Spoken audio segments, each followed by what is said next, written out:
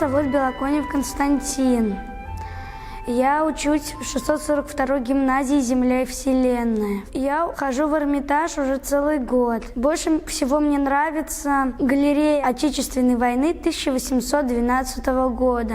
Александр Сергеевич Пушкин написал о ней.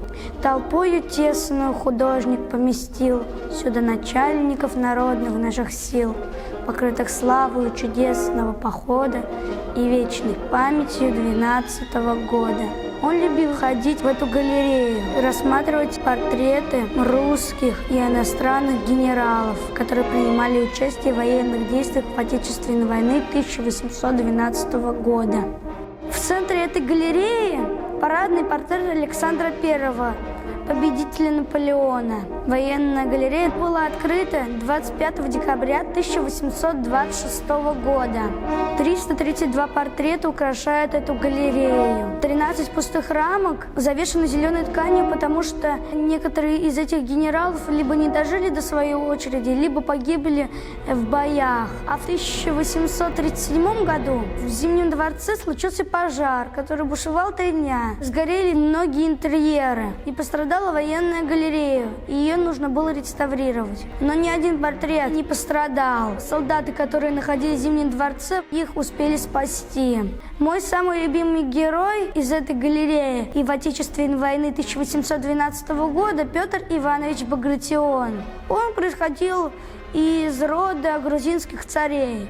Был очень импульсивным человеком, и его в армии прозвали Багратион, потому что он все время стремился в бой.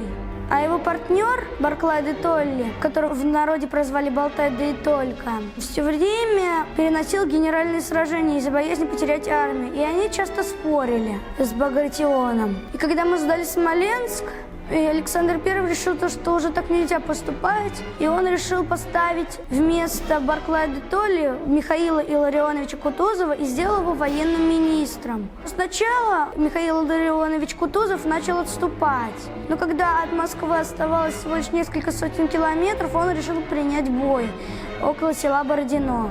Кульминация боя изображена на картине под названием «Бородино». В центре этой картины Петр Иванович Багратион, истекающий кровью, потому что во время этого боя ему осколок снаряда попал в ногу, а его лошадь убила. И он упал с коня. По его армии пошел слух, что главнокомандующий убит. Но он попросил своих адъютантов поднять его и в это же время указывать вперед на врага, как бы подбадривая их. После этого сражения Багратиона отвезли в поместье на лечение, и там он узнал скоро то, что Москва сдана. Он очень переживал, что все это было зря, что не зря воевали под Бородином. Он вскочил с кровати и начал бегать. Произошла потеря крови, и он умер. Он начал свою карьеру с обычного солдата и дослужил до генерала инфантерии. Военная галерея – это слава и гордость России.